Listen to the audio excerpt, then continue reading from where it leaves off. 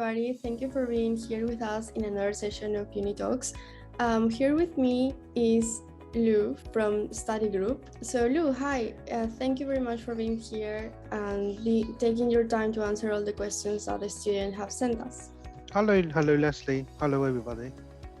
The first question will be, how many nationalities can we find among the students that travel to study in any of the centers of Study Group? So in Study Group, we have around 19 university international study centers. Average per ISC, we have minimum of 25 to 30 different nationalities study in our ISCs. So you can see all the students from different parts of the world, some from Asia, African, Middle East, Americas as well. So yeah. And where are these ISCs located? So we have around 19. We have a few in the London area. We have University of Sussex, University of Liverpool, John Moore, and we have Aberdeen, so in Scotland. In Wales, we have University of Cardiff. In the Midlands, we have University of Sheffield, University of Leeds. In the Newcastle side, we have University of Durham, Teesside universities. So it's all around UK. And are these centers located within the university campus, or are they in separate buildings? Most of them, they are in the university campus, so they're located inside the campus. So all the students are using the same library, same canteen, cafeteria. Some of them we are living with other university students in accommodation. So some university I see be using the university accommodation as well. So you will be living with the university students, you are using the same facilities as the university students, like gym, library, canteen, etc. Great. So they are immersed in the student lives since the beginning. What is exactly a study group? Is it a college or is it a center? How does it work? Study group is we are offering a pathway program for international students. So we provide course like foundation program, international year one program, like a pre-master program, and also a master program in University of Huddersfield, London as well. So for foundation program, it's just for students from overseas. They don't know about education in the UK, and they might feel a little bit, because people from overseas, they might need to have some time adjust to blending to the education environment in the UK university. So that's why it is beneficial for the student to study 1 year of foundations, and then just get used to the life in the UK university, and then the style of the university studying style. And then in the foundation, we do teaching how to use academic English, and then other like academic support as well for the course, to make sure when you go to the university, you are the same pace of other British students. Yes. That's something really interesting to know, that for sure so many students, I don't have any idea. So after doing the foundation, what is the percentage of acceptance into the university, or is like straight away, if they do the foundation, they go directly to the university? So there will be a minimum entry requirement to progress to the degree, because you need to achieve a certain level to go to the university. Every university, the requirement will be different. When we talk about a good university, a higher ranking university like Sheffield, University of Leeds, University of Durham, they all like Russell Group University. They are like top universities. The requirement is normally higher than other university. However, our progression rate from our foundation to the degree, they last year average is around 90%. So 90% of students go to the university, and then another 10%. Some of them might need to repeat. Some of them go to a different university or college to continue their study. Okay, well, I mean, it's a huge percentage anyway, and that says a lot from the kind of tutoring that the centers are giving to students. We have some students that they're really interested in studying medicine in the UK. So is there like a specific foundation for medicine, or is just the same or a normal one? How does it work? Absolutely, we do have a foundation for medicine degree. At the moment we have University of Aberdeen, University of Sussex, and University of Cardiff. So we are recruiting a very limited students, like selective student, to the foundation for progress to medicine. So for Cardiff, we only recruit 10 students a year, same as the University of Sussex.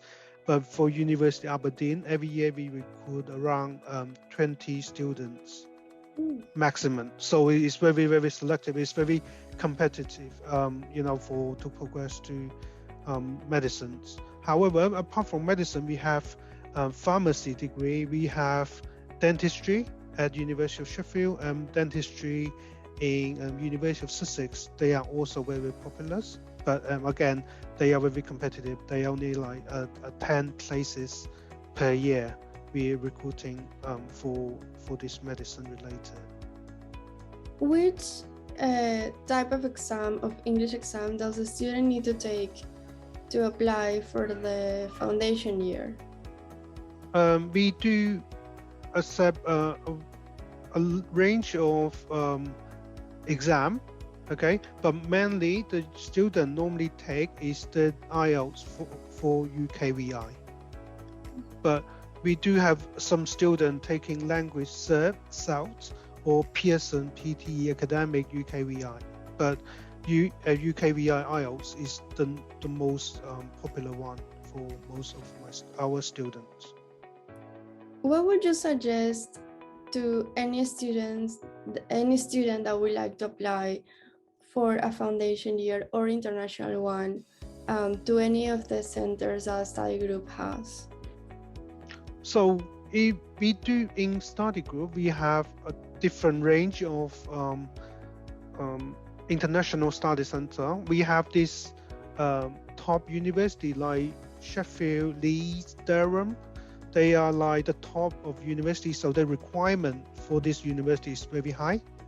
However, we do have not some university like in the middle range. They do not require very high GPA. They don't require a high English level. Then it's for we do have some. We have course for everything. Like for foundation to progress to business, science, engineering, law. You name it, we got everything. I think we always can find something for students. And when can the student apply to the colleges? When are the intakes? So normally for UKISC, the main intake, it will be September or October. Okay, so that is the full intake. However, we have another intake in January and February. So student, if they miss the September one, they can apply for that for the January and February. It really depends on which intake is suitable for the student, which one is most convenient for the student. However, some course such as like architecture, law, medicine only happen in September intake. So we will not. They don't run in the January February intake.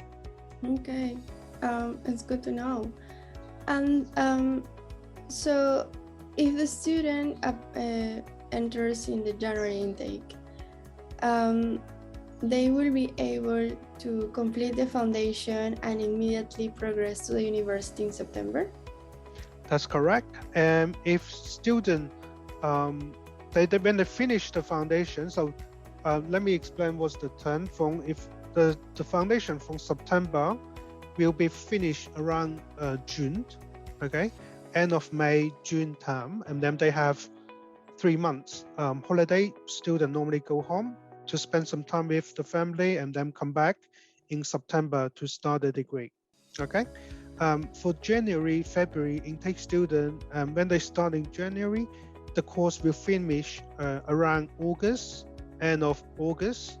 So they have only, I would say, around 2 or 3 weeks time to prepare themselves to go to the university. So they don't, in that time, they don't really have a lot of time to take a holiday to go home. Maybe they can, you know, but they can, yeah, there's a very short break between this intake if the students starting in January. So it works pretty well because there are some countries in Latin America that I finished their high school or bachelor in June, so they can apply for the September intake, and then there are other countries that they finish in December, so they can apply for January and February, which Yep.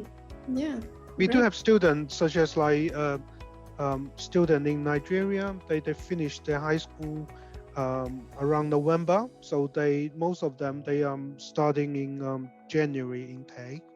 So we do fully aware of students, you know, they graduate different times. So that's why we have 2 intake that will suit, you know, to the students' needs. Does the study group offer any scholarship? Yes, we do offer scholarship between 1,000 to 3,000 standard scholarship. If student achieve very high result on academic, we can we can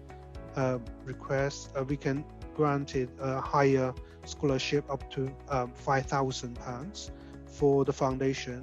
And we do offer some university, ISC, we do offer a joint scholarship. So we, for example, in University of Strathclyde, we offer £2,000 for the foundation, and then the university will also offer £2,000 every year. So it's add on, so it's total of around 8,000. You know, it's 2,000 every year on the degree course. So it's not just for 1 year. So it's every year. Some university we have a joint scholarship. Such good news. I'm sure the students that are watching this will be surprised, and you know, in a good way. So talking about living in the UK, are you based in Brighton, right? So from your perspective, how do you feel like living in the UK is? Is it expensive or not so much? Yeah, I'm living in Brighton, so it's not in a big city like London. So yeah, I was an international student around 10-15 years ago. You know, I just feel now, and yeah, I think that the good thing about living in the UK, you know, people are very friendly. For expensive, they are not compared to America. I feel like in the UK is cheaper than to living in America. And also, you know, it really depends on, you know, the area you're living in as well. If in the UK is a big city, so it will be more expensive to live in the UK. But if you're living like Scotland, in Teesside, in Durham, Middlesbrough, if you live in Sheffield, or if you study in University of Sussex, so you'll be living in Brighton. So they this place is more affordable. They you know, so I would say it really depends, but mostly is very reasonable compared to other to living in Australia or America. So in the UK, it is very reasonable to live in. And you can work part-time as well. So you can, if you are not studying, you can work up to 40 hours if you are on a holiday. But if you are a normal study day, you can work every week. You can work for up to 10 hours per week. So we do have some students who working to earn a little bit extra money for the living. So you can do that as well. So yeah, there's a lot of job opportunities. Good. And about the accommodation, does the student have secure accommodation when they are traveling to the UK for their foundation year or their first year of uni? Yes, the accommodation will be, so when you confirm the place with study group, your accommodations will be guaranteed. So you'll be guaranteed a place to book the on-campus accommodations. If you decided, so for accommodation student over 18, they don't need to live in accommodation, arranged by study group. They can find accommodation outside the campus, okay? But for under 18s, we recommend students to stay in our on-campus accommodations. It's 24-hour security. Is very secure. It's close to the centers as well, most of them. Yes, for accommodation, it is guaranteed, and then we will also help you with your accommodation before you arrive to the UK. So when you come to the UK, we help you to move in or to find accommodation if you need to. Some students, they ask about family accommodation. So if they can stay with a family, is that normal? Like, not normal, but is it usual? Or the students prefer to live on dorms on the halls of the same campus? I think for most of international study center, we don't really offer host family anymore, because host family is for a younger student, like 14, 15 years old. They want to live in an English family. But by saying that we can arrange a host family if you prefer, the student support, who we can help you to find a host family. We can contact a host family for you if you prefer to stay in a host family, and we can arrange that. You can arrange that privately with the host family. Luo, I have some parents asking me this question repeatedly. And what is the difference between the study care from study group and the immigration insurance that the student has to pay before doing the visa? So the immigration charge when students apply for the visa is to cover the health coverage during the stay in the UK, so they can register the doctor, and then they can see like medical support when they study in the UK. And for the study care insurance provided by the study group, so the study care insurance is covered for students' belonging, such as like mobile phone, laptop, when they study in the UK, when they study the foundations with us. And also the study care also covered travel insurance as well. So it will be cover some that will be covers some like of course like accident, and just like any like damage or loss of personal belonging. Again, it's not compulsory for students to opt in to our study care insurance as long as they can provide it a written statement that they will be, responsible for their belonging, and we can opt out as long as they also can provide it some sort of insurance. If the student already have like an insurance from their home country, they can provide it to us. Then we will remove the study care insurance charge from the statement. So it's optional, but we are strongly suggest students to get the study care insurance. Okay, yes, it makes a lot of sense. Taking also into consideration that they are teenagers, so anything can happen. Perfect. And so we know these questions, we know the requirements, but the students love to hear from the representative what are the requirements to apply for the foundation year. So if you could tell us about that.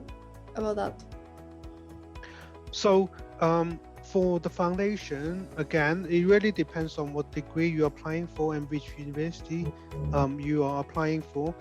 Some university, they require a slightly higher English level than others. So average, if you have an IELTS of 4.5 and above for every category, you should be fine to get into one of our foundations. But like I say, if you want to go to like a higher ranking university like Durham, Sheffield, Leeds, they are Russell Group University. They looking for a higher English level. Okay. For GPA wise, I think average for if you can achieve a 2.5 out of 4 above for your GPA, then that should be fine. You should be able to get into our foundation. But average, if you get so if you apply for a good ranking university, a higher ranking university, minimum you need is 2.75 above for your GPA out of 4.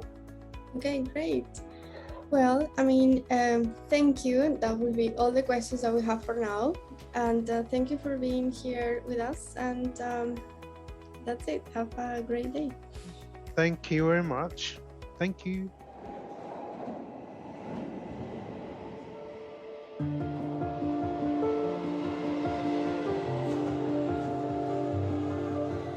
My name is İzel Melis Uğur. I'm from Ankara in Turkey, and I lived there for 19 years.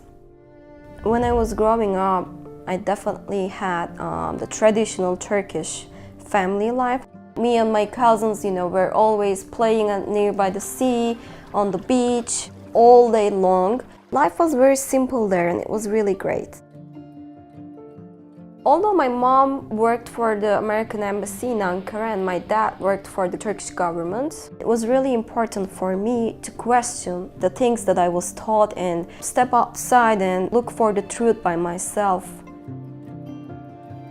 In 2013, I moved to America to study international affairs at James Madison University. I learned English at school, and I definitely took classes on American culture, college life.